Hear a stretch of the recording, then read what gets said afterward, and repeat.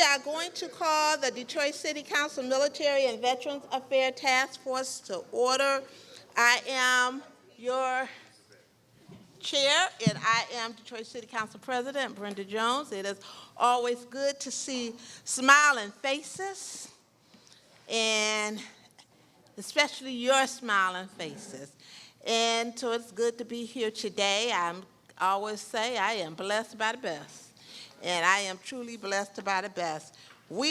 Everyone should hopefully have a agenda, and so we will open up with the Pledge of Allegiance and some introductions. So if we can stand for the Pledge of Allegiance.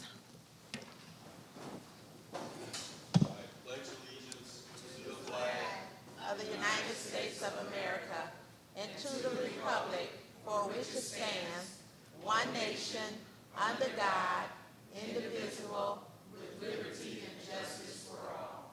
And if we can do a moment of silence to commemorate 9/11, which is going to be tomorrow. So if we can just do a moment of silence for those who lost their lives and their family members.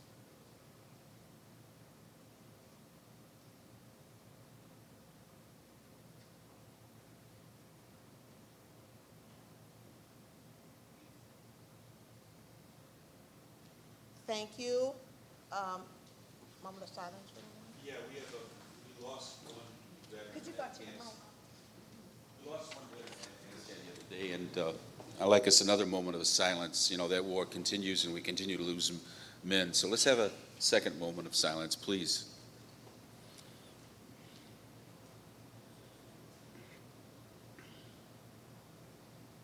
Thank you. Thank you. So I would like to do just some introductions of some key people. We normally have everyone introduce themselves, but we have introductions ending at 3:10. And so, I don't know, it might be important to have people introduce themselves because I see some faces that I do not know.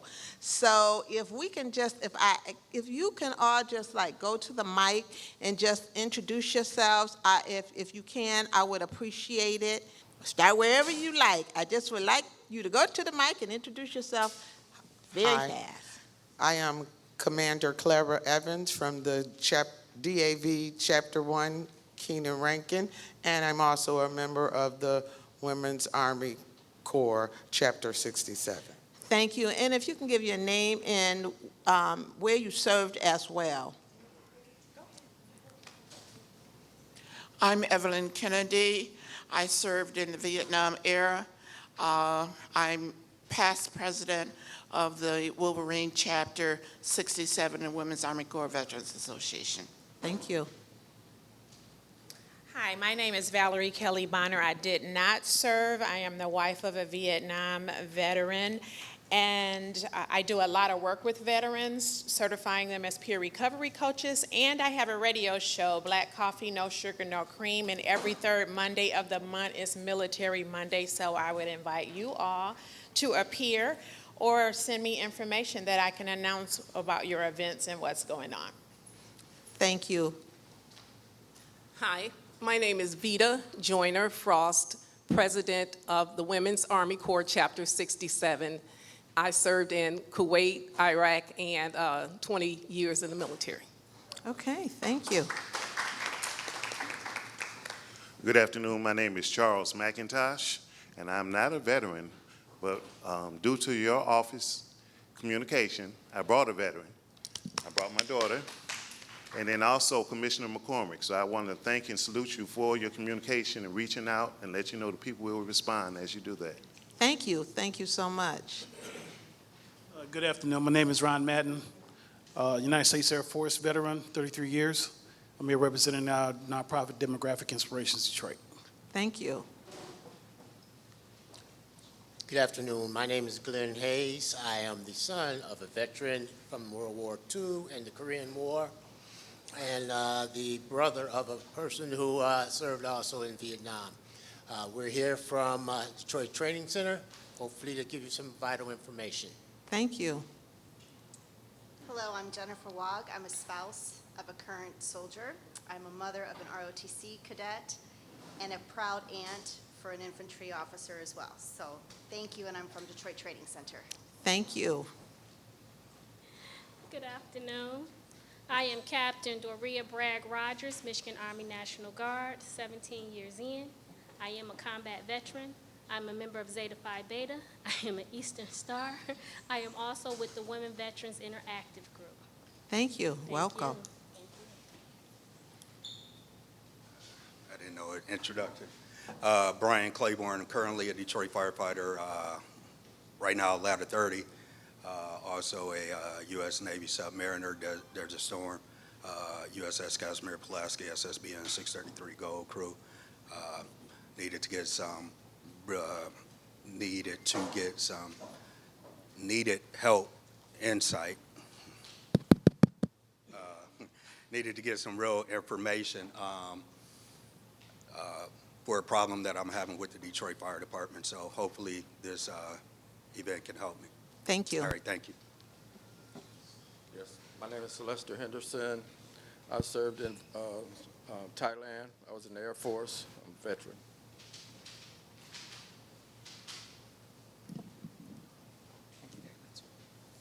Good afternoon. My name is Pat Cole, and I am not a veteran, but I am the aunt of a veteran and the ex-wife of a veteran. But 6 years ago, I started researching to find out what women veterans, how many there were and what they were doing. And after 6 years of research, we are opening our office in September, downtown Detroit. It's called the Women's Veterans Resource Center. And so far, we have sent 9 women for medicinal massages. And we have also bought a two-family house. A two-family house so we can provide housing as well. So November the 9th, we're having our first fundraiser at 707 East Lafayette, but I'll bring stuff to our next meeting. Thank you.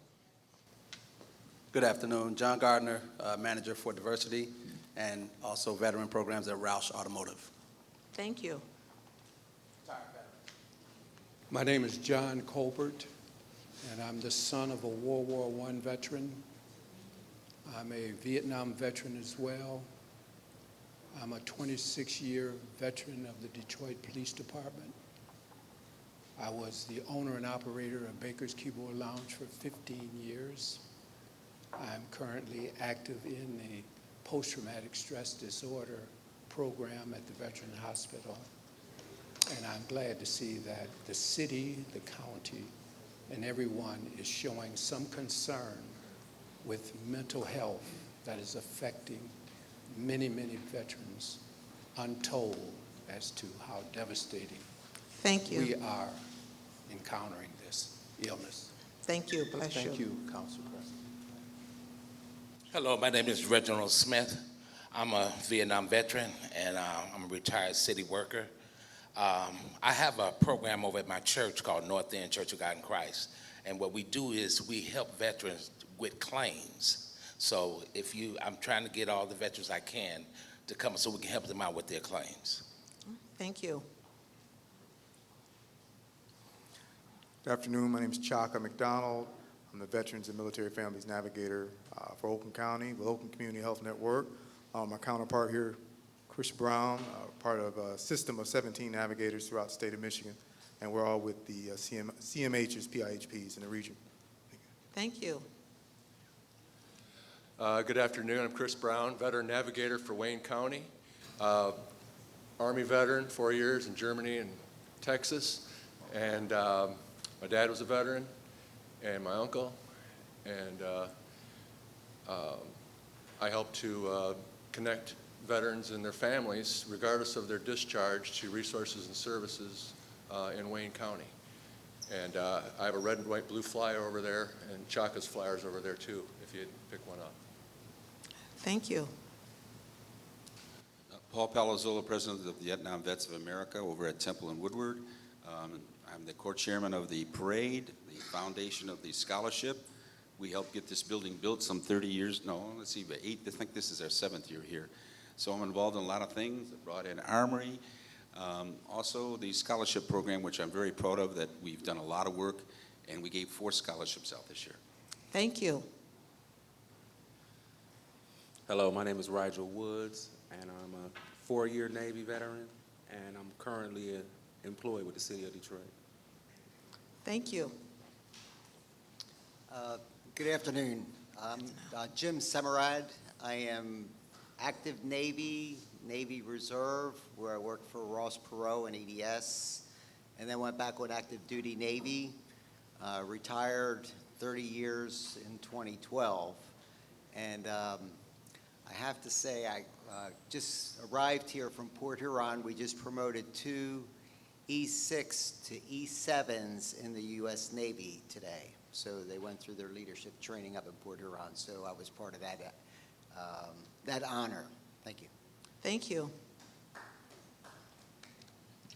Good afternoon. My name is Patrice Miles. I served from 1999 to 2005. I was a sergeant in U.S. Army. And I was stationed a lot of places. All right, bye. Thank you. Welcome. My name is Vincent Davis. I was United States Army 14 years, and I think that's it. Thank you. Thank you. Welcome. Arthur Jones, Army, 9 years. Thank you. Thank you. Samantha Winston, work for MVF, case manager. Thank you. Welcome. Good afternoon, everyone. My name is Amy Woodruff, and I'm the District Business Liaison for District 2 with the DEGC. Been a part of the JROTC program through high school. I completed MS1 and MS2 at Central State University. I'm also an Eastern Star chapter, Starlight 238 out of Dayton, Ohio. Thank you. Welcome. Hi, good afternoon, everyone. My name is Tanisha Johnson. I am the District Business Liaison serving the District 1 community. As the daughter of a veteran, I definitely support all initiatives that encourage veterans to be more acclimated to society. Thank you. Thank you.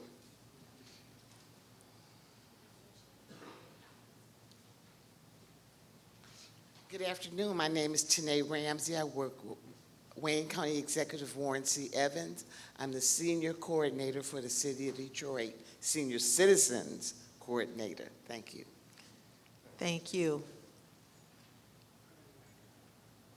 Anyone else? All right, then I'm going to be very brief with my welcome remarks so that we can stay on time. One of the things that I was told to do as I was asked to be the chair of the Military and Veterans Task Force. I am not a veteran. However, my father was a veteran, and I was asked to chair the task force many years ago. And just so you know, so if it seems as though I might be a little abrupt sometimes, I was told to start on time and end on time.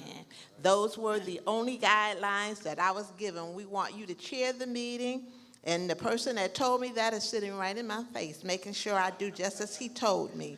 And he said, start on time and end on time. So anytime we have to go over, I ask for a motion to extend the meeting, but we do try to end it on time and start it on time. So again, welcome and thank you all for being here. I think we are pretty much on time. And so on that note, I am not going to introduce this gentleman.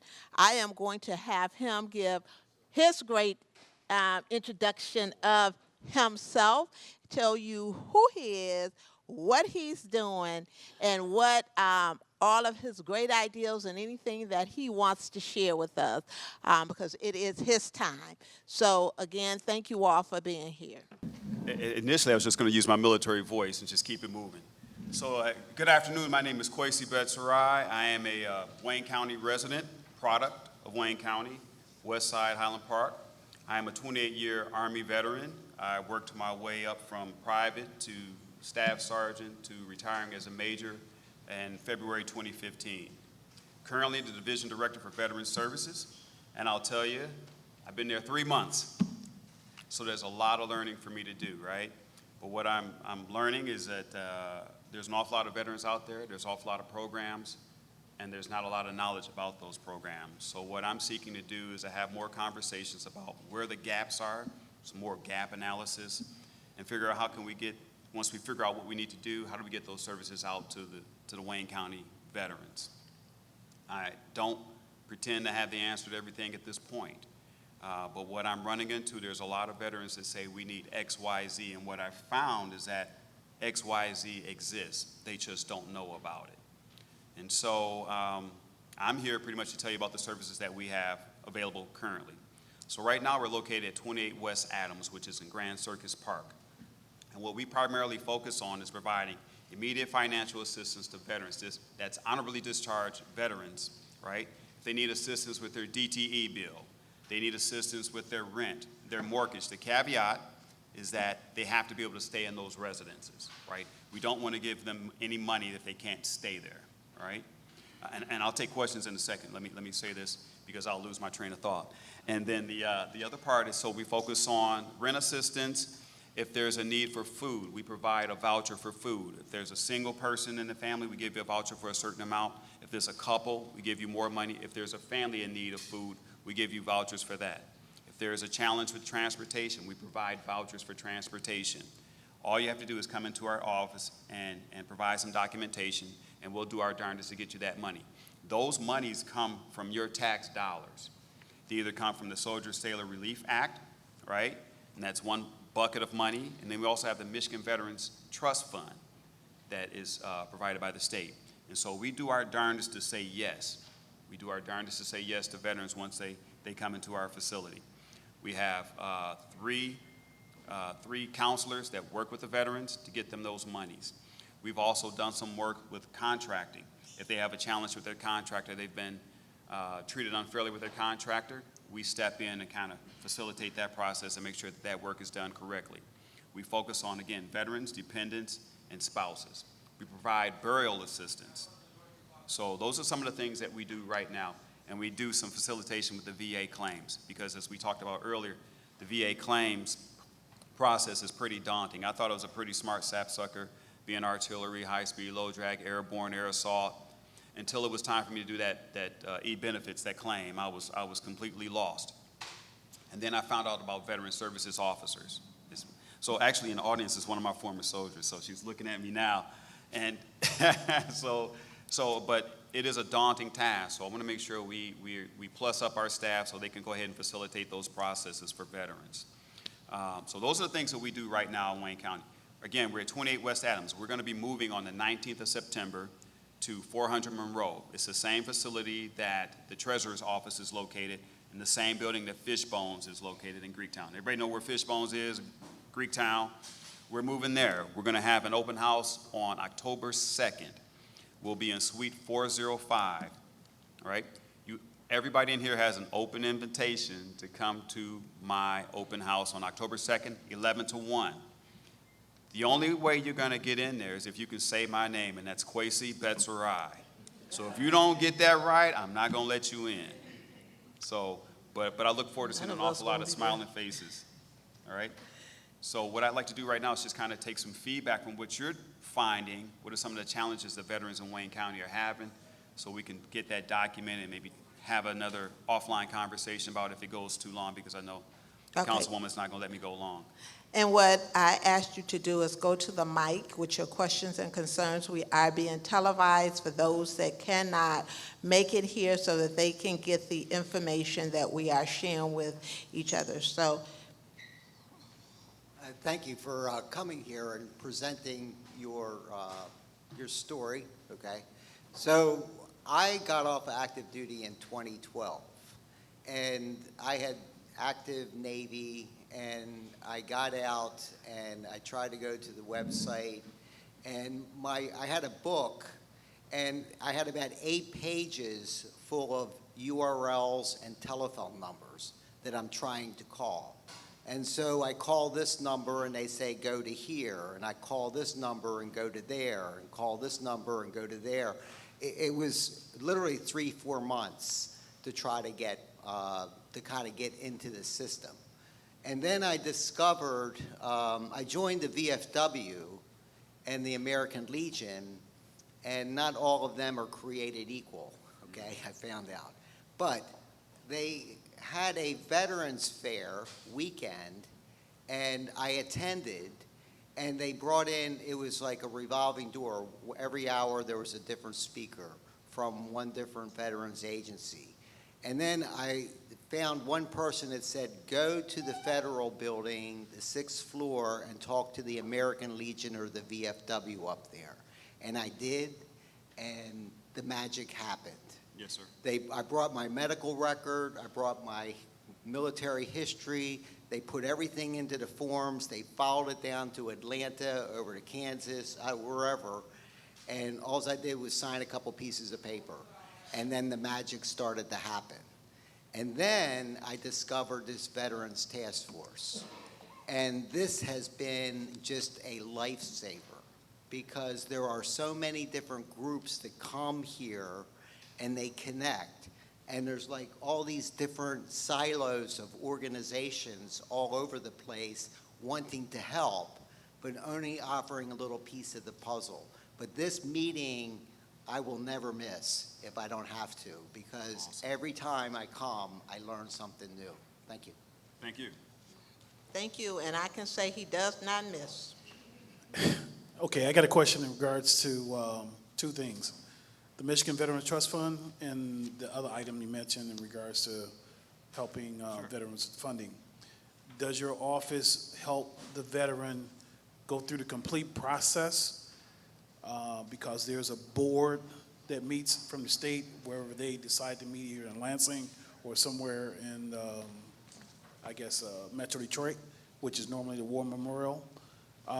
Do you assist them, represent them, go with them, or? So you're referring to the Michigan Veterans Trust Fund, right? Yes, sir. So what we do, we take all your information, we process it, and then we set it aside. And just this morning, we had the Michigan Veterans Trust Fund. We have it's a bunch of veterans that come in locally, and they go through your paperwork, and they scrub it, and they give us the yes or no, which is how it's set up, and then we create the voucher from that point. Okay, because there's a list of the qualifiers, and if you don't meet those qualifiers, then they don't approve you. I know that. Yeah, that's right. That's like a grant. So for any grant, you've got your requirements, and so it should fall in this list. So I'll tell you, like for your situation, if you didn't fall under Soldier Sailor Relief Act, we would push it over to the Michigan Veterans Trust Fund where there's more likelihood that you would get those monies. So that's what I said earlier. We try our best to make sure veterans get it. But the Michigan Veterans Trust Fund, it gets vetted by veterans. We actually have one of the veterans in the back of the room. He scrubs that list for us bi-weekly. Okay, who is he? Is he here? I want to talk to him. He's here. Okay. All right, thanks. Yes. You have to come to the mic because everyone has to. Okay, we will have, I don't know if we have a portable mic here, but we'll have a mic come to you because we are being televised. Do we have a portable mic here? We do not have the portable mic. Okay, let's see if we can hear what you're saying. Go ahead. Okay, one thing, and I'm trying to make sense. You come in, you want a roof. Okay, they take the application and set it. They pass it on to us. When we vet that application, we find out you don't have insurance on the house. We cannot okay that. Because if anything happens, no one is insured. We lost at the state level because we didn't check that thing thoroughly. And we are governed by a certain amount of money at different times. It depends on how the money is coming in. If we're making money, we got $50 million, and we can only operate off of the interest that come in off that $50 million. So if you're making money, we can do more. If the interest is not that great, and we have to cut back. And there's certain circumstances that we can go over, but it got to go to Lansing for approval. And if they deny, you can appeal it. It has to be explained to that veteran when they come in. Does that answer your question? Well, yeah. Yeah, you can only appeal it once. I know that. I'll talk to you. Okay, next. Yes, I'm having a problem. Three things. First of all, they're cutting out my program. that, they're not cutting it out, they're cutting it down to where, trying to get integrated back into society in our program, a PRRC program at the vet hospital, and they trying to cut it out, where they saying that, no more rag and go. But to get integrated to the society, how you gonna get integrated if you don't go out? Now, next, I have a problem when I was in my apartment, I had a problem trying to get to help me with the rent. They wouldn't help me with the rent because first of all, they did all the paperwork, all the formalities, right? And then they turn around, I'm not service connected, I don't get nothing. I go to the Veteran Fund, I can't get nothing because I'm not service connected, you know? And I think that's hard. I put 14 years of my life on the line and I can't get nothing from nobody, you know? And it's been real hard for me. I've been struggling like that. Then I have a problem in the service. After I went in 25, about 30, I had sleep apnea. I found I had sleep apnea. But the Army doesn't recognize it because at that time they didn't have sleep apnea. They didn't have it until after I got out and didn't recognize it. I'm still all messed up. I'm going to doctors now about my sleep apnea. And I can't get no help, no answer from nobody. Well, we can talk offline and maybe I can help find a resource for you, okay? Hi, I have 2 questions and 2 issues. The first question is, a lot of the services that you talk about, do the veterans have to have a service connection be service connected in order to apply or get assistance? No, you have to have an honorable discharge. That's it. Okay. The next one is it just restricted to veterans? Does it apply to those Guard soldiers? Michigan has a large base of Guard and Reserve soldiers, and they're getting turned around. I know firsthand. A lot of people in the room, if you haven't gotten an email from me, you probably will in the future. Nonetheless, a lot of veterans or service members are being turned around because they're not veterans or they haven't deployed. No, you're saying they're from the National Guard? National Guard and Reserve. The National Guard, as I understand it, all soldiers in the National Guard have to go to a federal basic training, right? That is correct. So that gives you federal service, which should qualify you for any benefits at that point. That's how I understand But it. they have not been discharged, so they don't have a DD-214. So I see some heads shaking, and I'll defer to somebody who knows. If you want to come to the mic and kind of walk them through that real quick.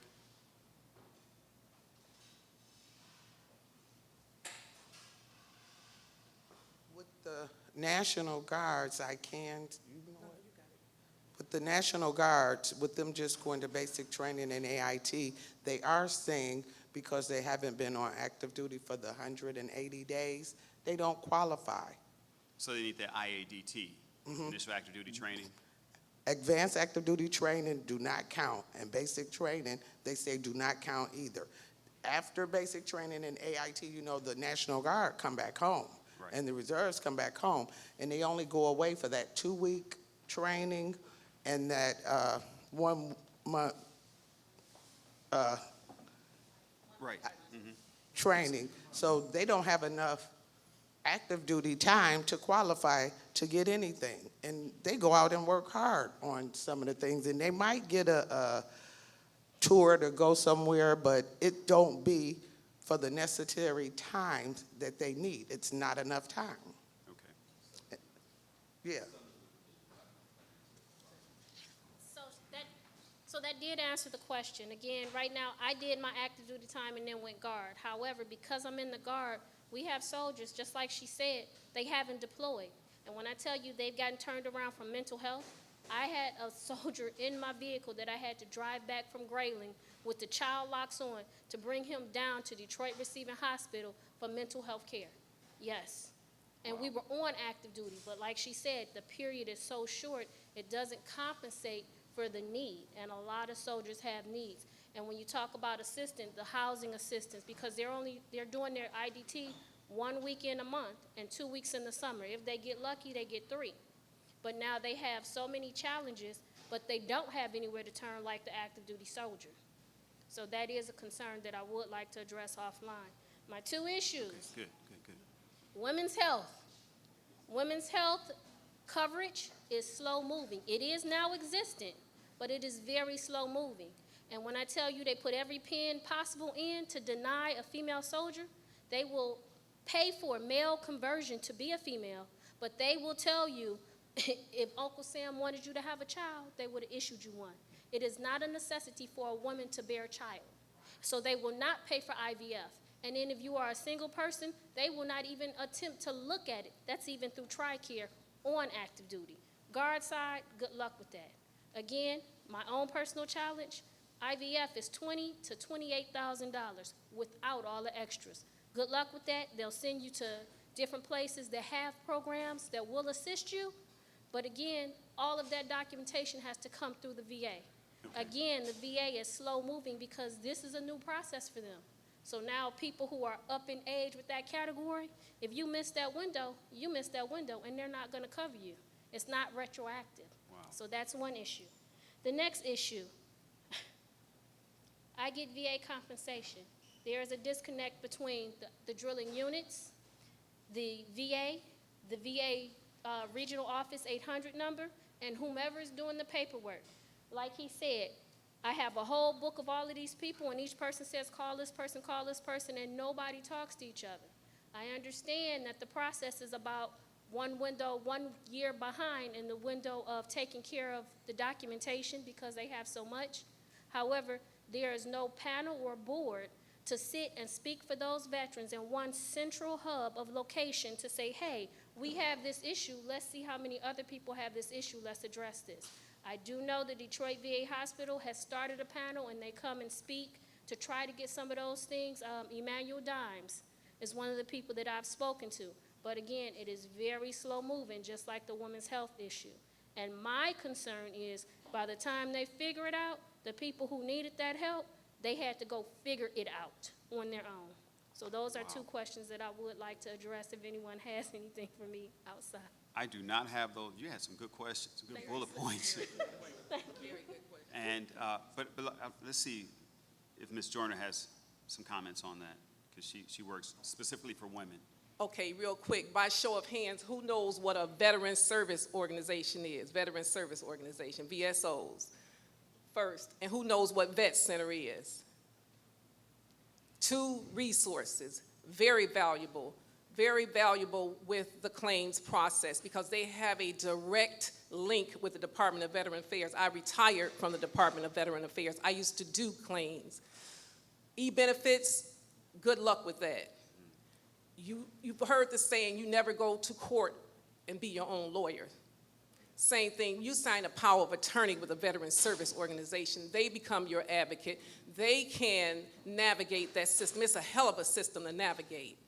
And like you said, you call here, you call there, you call here, I call there, and at the end of the day, all we're doing is calling. So you have to first direct the veteran to get with the service organization. My organization is the only female chartered veteran service organization. You've got DAV, you've got VFW, this is a commander for DAV.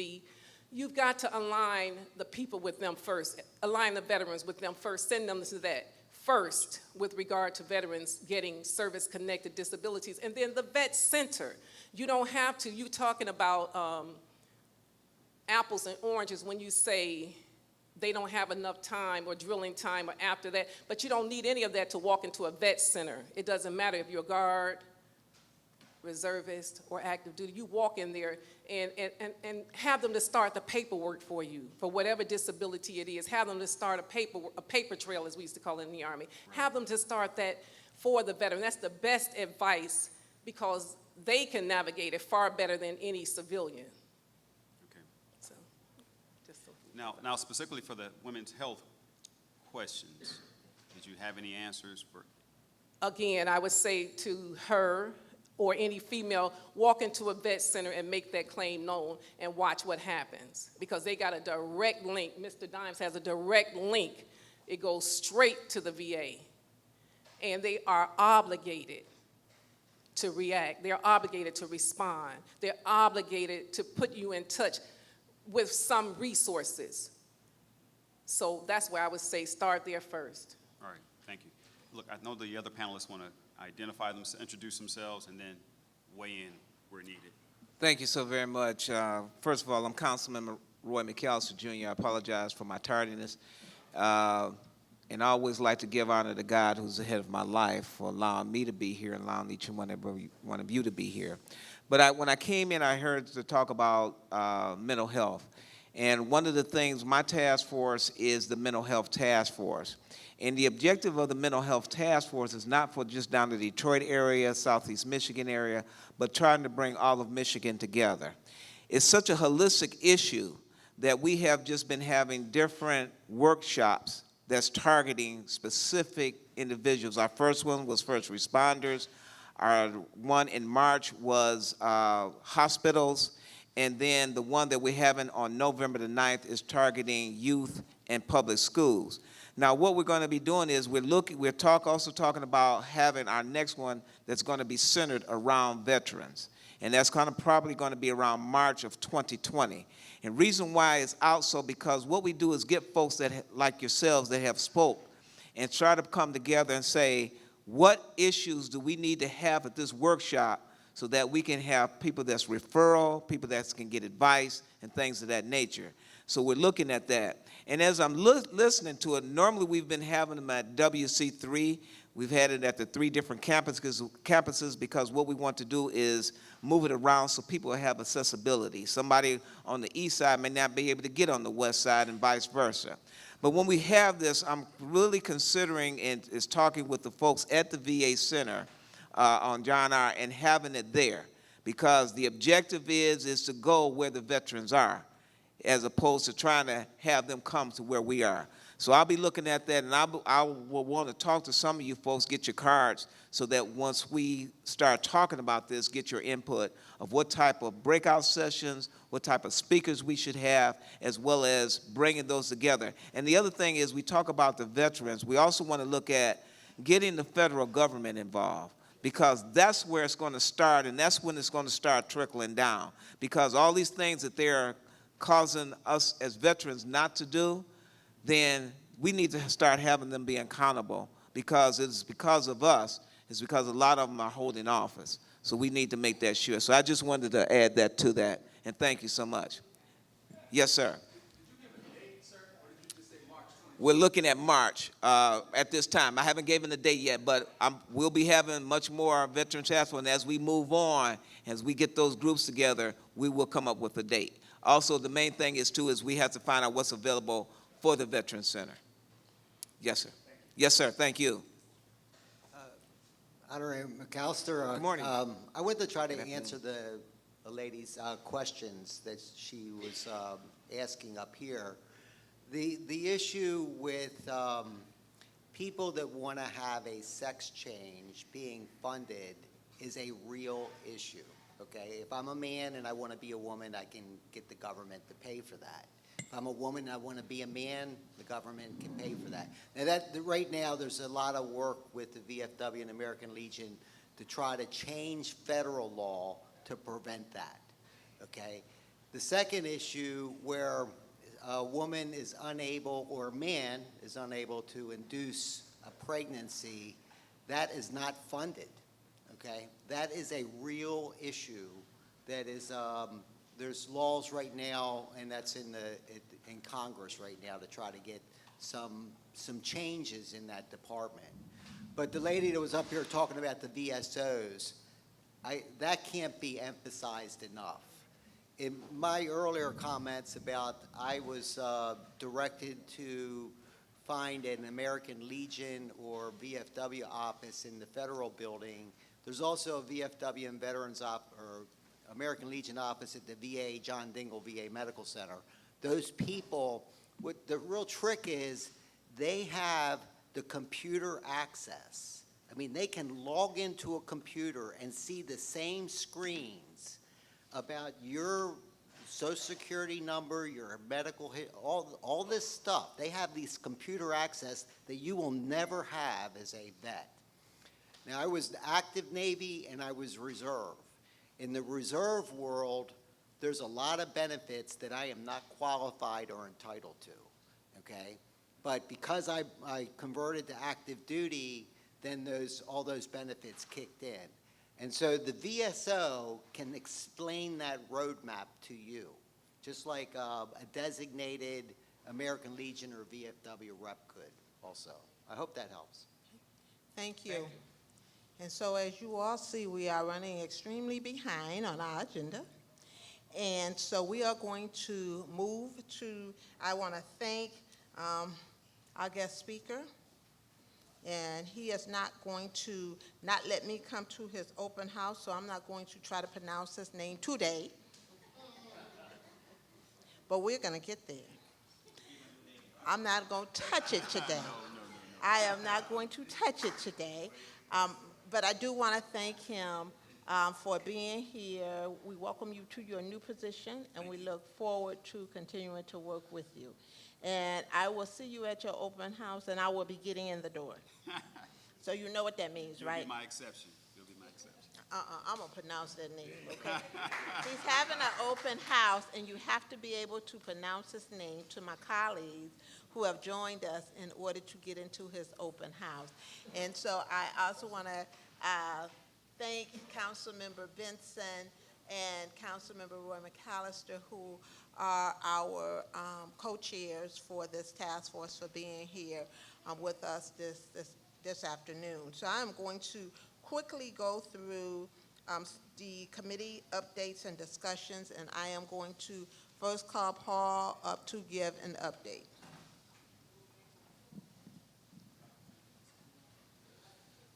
First of all, I'm pretty proud that Chapter 9 was able to give 4 scholarships away.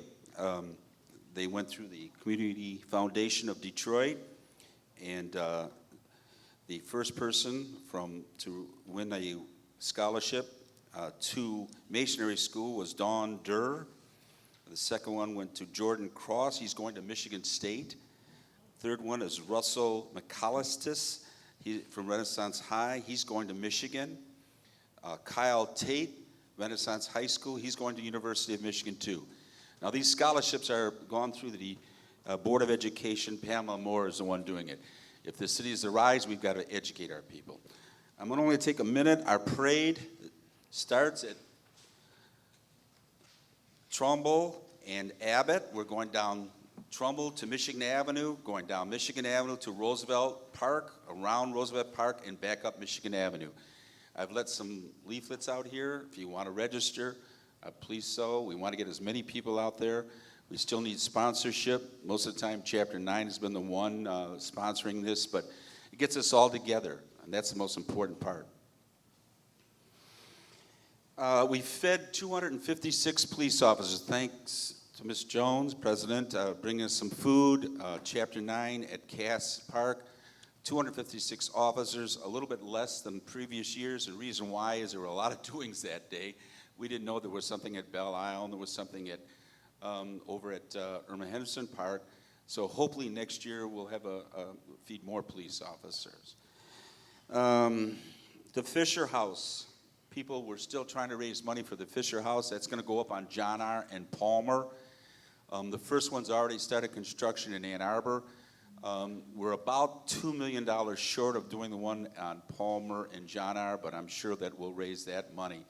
If anyone wants to contribute, see me after this meeting. I'll give you the information, okay? Next is the Freedom Center. Ms. Jacobs has been sponsoring a golf outing, but the Freedom Center at the airport needs help. We've given money before. We started it with a banner. I appreciate it if you try to help with some. The Freedom Center does a lot of work. If you come in town and you need a car or you need a hotel, they're going to help you. But they need money too. It's www.freedomcenter.org. So try to help them. Again, if you need any more information, let me know. Now, the State Fair Monument. The State Fair Monument is falling apart. They're giving us, there's $250,000 in appropriation to save that monument. We've been working on this for 12 to 14 years with Dick Chapman, Tyrone Chapman, and we're trying to get it moved to the riverfront. Where that $250,000 is, Bobby Lawrence and Marsha Bullock are trying to find out where it's at. They've given us to September 30th to raise $400,000. Just automatically, okay, raise $400,000. Meanwhile, where that monument is, has nothing to do with the State Fair. It's almost 100 yards from where the fencing is.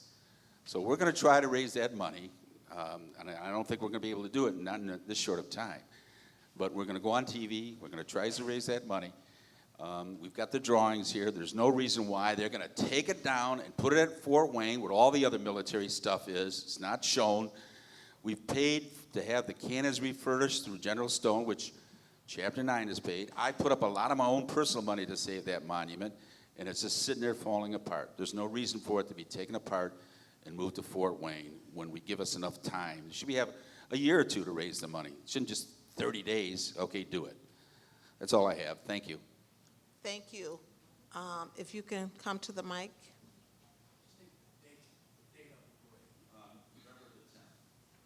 The parade is November the 10th. All right, any other brief committee reports and updates? Any other brief committee reports and updates? I'm going to try to take advantage of the time. Ms. Jacobs called me and said that she can't attend. So, but she, as Paul mentioned, she had a very successful golf outing to raise money for the Freedom Center. For people that don't know what that is, it's the USO, kind of like a USO center at the airport. And I go in there every time I go in and out of Metro Detroit Airport. And I get a bagel, popcorn, sign in. It's just phenomenal for veterans. And there's a lot of activity from veterans that are returning and departing that stop into that facility and need that facility because a plane, they have to wait 8 hours for their next plane or something of that sort. So it is a tremendous asset that we can all be proud of here in Detroit. Ms. Jacobs also wanted me to mention she is coordinating our Navy Ball. There's only one Navy Ball for all of Michigan. And the Secretary of the Navy designated the Navy League to put the Navy Ball on in Washington, D.C. It gets like 3,000 to 5,000 people. We don't see that we're going to have that many people, but we are going to have it at Belle Isle, the Detroit Yacht Club on Belle Isle on October the 11th. And Admiral Fenton, who was the captain of the George Washington aircraft carrier, is going to be our guest speaker. So I do have some flyers, and I'll make those available over on the other side. So finally, I know Paul's looking at me. He wants to tell me to mention something about Broadhead Armory. That team continues to grow, and we have just stood up the Broadhead Armory Preservation Society, which is a historical preservation arm of the, it's like a second organization. We already have the Broadhead Association, and we established the RTB, Richard Thornton Broadhead Development LLC. It's a development company for any future work that might be performed there. And we, within the last 2 weeks, a vendor came forward and said that he would replace all the glass in all of the broken windows on the building before winter. So that's no cost or obligation to the city of Detroit. It's a vendor that just came forward and said he would like to do that to prevent any further deterioration to the building. So we see that at the board meeting last night, we were going to request to have another Veterans Day ceremony on November 9th at 10 a.m., similar to the Memorial Day ceremony, and continue the cleanup work. So we'll have to wait for the approval for that before we can actually go public with it. But anyway, that's our intentions right now, is to do a Memorial Day ceremony on November 9th. Thank you. Come on, let him finish. Come on. Her mic. Chapter 9 gave $40,000 to Randolph Academy. And one of the problems we have in the city, Detroit, the kids aren't qualified or skilled enough to get the jobs. So Jennifer and her program has now got 2 more programs, and you're going to speak about those, okay? I just want everybody to be aware of that, okay? We've got to get these kids skilled to get the jobs. Thank you. Good afternoon. Sorry for not being around for the last few months. I'm Miguel Thornton. I'm the president of Detroit Chapter Tuskegee Airmen. What I want to just share with you, and it goes in with education. We had an open house, actually, at City Airport Thanks to the council and other folks, we have saved the city airport for a while because people still want to close it. The first class in 7 years started last week. The first class there in 7 years started last week.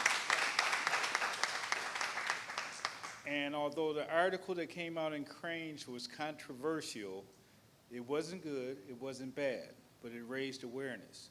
And what I want to share with you all today is, City Airport is very significant to this city. It's very significant. The aerospace program that is housed there presently with the first class coming back is the aftermath of a program that started in 1941. I can't tell you how many kids that went on to become pilots, become aircraft mechanics, to go on to further education, and some even into politics. But what I want you all to be aware of and support is, whenever you see anything talking about City Airport, jump on it, let the council members know, let the mayor know, because we need to have that there. We lost our FAA certification when they moved it back to Golightly. Golightly is a vocational technical center for those that don't know, which was good. They didn't kick it out and throw it away. But we couldn't get FAA certification to do our airframe and do our mechanics program there because you can't fire up those engines in that school, okay? Just to give you an example. The other thing I want to say, if you're a reader, Harry Stewart, Lieutenant Colonel Harry Stewart, retired, published his book, and it came out June 6th. And this most of you won't know. You think Top Gun came along with Tom Cruise?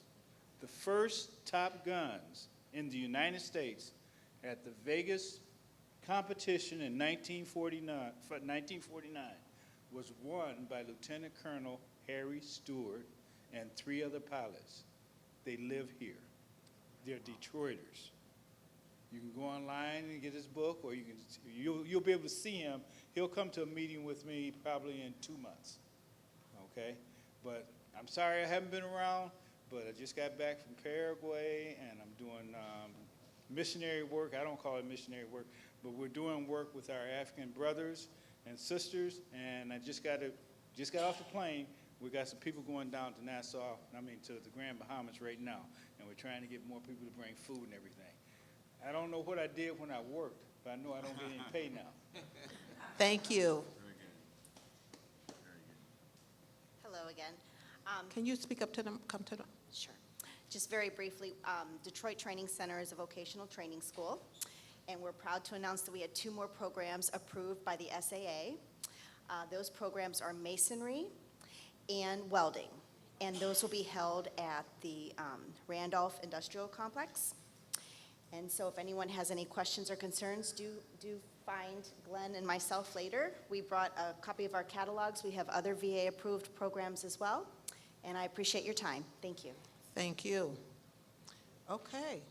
We are coming very close to our ending. If you can do it in 1 minute, come on up. We got a lot of young ladies coming through our program out at City Airport, and they're getting vetted, and they're spending time actually learning how to fly, okay? Now, again, that you don't know, it only takes 100 hours to get a pilot's license, but it takes me almost 1,500 hours to train a mechanic. So we're trying to keep both of them going. Thank you. All right. Good afternoon, everyone. Good afternoon. Hey, my name is Beverly Hilton, and I bring you greetings on behalf of our Wayne County Treasurer, Eric Sabri. And we are having our 3rd annual Veterans Resource Fair Thursday, November 21st. And the reason I come to every meeting and make this announcement, every time I come, I see new faces. So I just want to extend an invitation to you all. And also, please, if there's anyone in the audience that's having any issues and concerns regarding your taxes, please come down. We do have special programs and services for veterans. Our treasurer does not want anyone to lose their home, and especially we do not want veterans to lose theirs. Thank you and have a blessed day. Thank you. All right. We are wrapping up very fast. Again, everyone should have a package that has many flyers in it with a lot of information. Also, I have the Metropolitan Detroit Veterans Coalition Armed Services program, and I don't know if you guys have a copy of this, but there are copies of this as well available. There is the information on the table. I'm going to go to my co-chairs very quickly to see if they have anything they want to add.